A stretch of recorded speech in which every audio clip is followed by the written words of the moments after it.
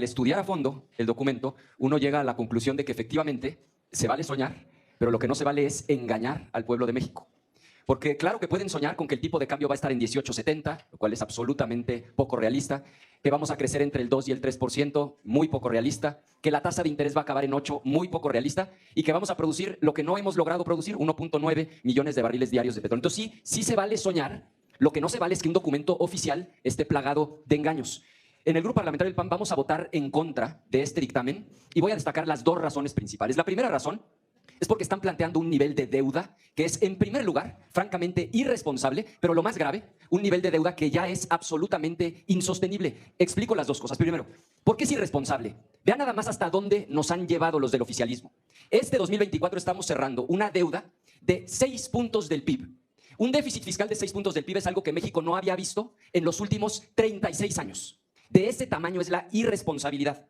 Para ponerlo en perspectiva, si el gobierno tuvo ingresos por 7 billones, si uno le pregunta a los mexicanos, olvídate de los billones, de los 12 ceros, vuélvelo miles de pesos. Si ingresan 7,000, ¿cuánto es razonable que te gastes? Pues si ingresan 7, me gasto 7. Ah, no, en el gobierno de Morena no funciona así. En el gobierno de Morena ingresan 7 billones y se gastan 9 billones. De ese tamaño es la irresponsabilidad. Ahora, esto me lleva a 2025. ¿Qué pasa cuando haces eso de manera sostenida? ¿Qué pasa si cualquier hogar mexicano tiene ingresos por 7,000 y se gasta 9,000? ¿Qué pasa con un gobierno que tiene ingresos por 7 billones y se gasta 9 billones? Pues lo que pasa es que al rato no solamente ya creció la deuda, es que hay que pagar el servicio de la deuda, es decir, los intereses. El gobierno federal tiene una especie de tarjeta de crédito como la que tienen muchos hogares mexicanos. ¿Qué pasa si un hogar mexicano con solo 7,000 de ingreso se gasta 9,000? Y pasa y pasa y pasa la tarjeta. Pues que la deuda crece, pero no solo eso, que hay que pagar una fortuna en intereses. Y eso me lleva al segundo punto. Esto ya es insostenible. Vean el dato. En 2025, gracias a su irresponsabilidad, solo de intereses, o sea, vamos a seguir debiendo lo mismo que debíamos. Solo de intereses se van a gastar 1.4 billones de pesos. Y la gente dirá, 1.4 billones, eso será mucho, será poco. Vamos a ponerlo en perspectiva.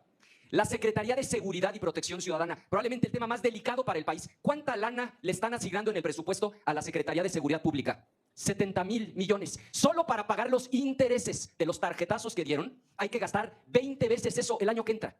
Entonces, gran parte de lo que van a recaudar de gente que trabaja todos los días, que paga sus impuestos, lo van a usar para pagar puros intereses. 20 veces lo que se va a gastar en seguridad, se lo van a gastar en 2025 solo en pago de intereses. Es muy importante siempre comparar servicio de la deuda, pago de intereses, contra inversión física. Es como una familia que está tratando de mejorar su casa. No puede ser que gastes más en los intereses de la tarjeta que en lo que le vas a poder meter a la casa, en puertas, en ventanas, en piso. Por primera vez en la historia, eso es lo que está pasando en una proporción ya escandalosa.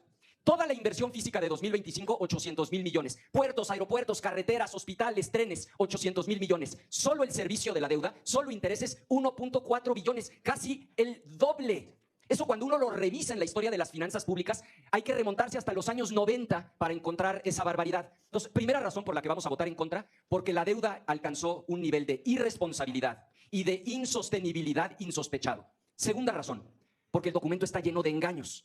La presidenta prometió que el déficit fiscal iba a bajar ¿a cuánto? Todos lo oímos hasta el cansancio, ¿verdad? Dijo que iba a bajar a 3 puntos del PIB. Entonces, pareciera que la instrucción que le dio a los de Hacienda fue a ver cómo lo hacen, pero el numerito empieza con 3. Entonces, pues le pusieron 3.9, ¿verdad? Porque ya 4 ya era incumplir. 3.9 para efectos prácticos es 4. Pero ni eso van a cumplir. Y explico por qué. ¿Cuánto dicen que va a ingresar? 7 billones. ¿De dónde salen esos 7? 5 fundamentalmente salen de impuestos, principalmente impuestos sobre la renta e IVA, y 2 de otros ingresos que incluyen a Pemex y a CFE. Ahí están los 7 que van a ingresar. Ahora, ¿cómo sabe el gobierno cuánto va a ingresar de impuestos? Es un estimado que depende de un dato y se llama crecimiento económico. ¿Por qué? Porque si la economía crece mucho, la gente tiene más ingresos y paga más impuestos sobre la renta. Si la economía crece mucho, quiere decir que la gente está consumiendo más y por lo tanto las mexicanas y los mexicanos pagamos más IVA. Entonces ahí está el engaño. Pusieron que vamos a crecer entre el 2 y el 3%. ¿De dónde sacaron ese número? De ninguna parte. BBVA y Citibanamex, que hacen estimaciones serias porque a eso se dedican, pronostican 1%. Banjico hoy está pronosticando 1.7. El Fondo Monetario Internacional 1.3. Saquémosle el promedio.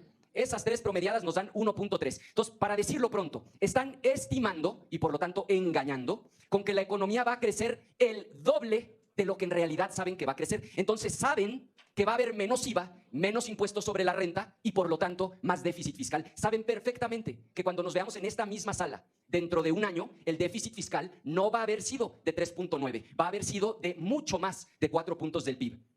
Decíamos, de los 7 billones, 5 vienen de impuestos, pero ahí no acaba el engaño, porque los otros 2 vienen principalmente de Pemex y de CFE. Y ahí nos vuelven a recetar el engaño. Fíjense nada más, en el sexenio pasado, datos duros, reales, Pemex, solo Pemex Refinación, perdió 900,000 millones. Y aquí nos vienen a contar que Pemex y CFE mágicamente van a tener un superávit equivalente a 1.1 del PIB. Y claro, esto parte de que están estimando que Pemex va a producir una cantidad de barriles de petróleo que no pudo producir el año pasado. Cuando año tras año Pemex produce menos, mágicamente en este documento nos dicen que ahora sí va a producir más, van a ser tremendamente eficientes y van a tener un gran superávit. Entonces, como lo acabo de explicar, vamos a votar en contra por 2 razones centrales. Primero, porque el nivel de deuda es irresponsable. Es la más alta en los últimos 36 años. Es, segundo, insostenible. Que se estén gastando 1.4 billones de pesos solamente para pagar intereses de la deuda contraída en años anteriores. Ni siquiera es para cosas futuras.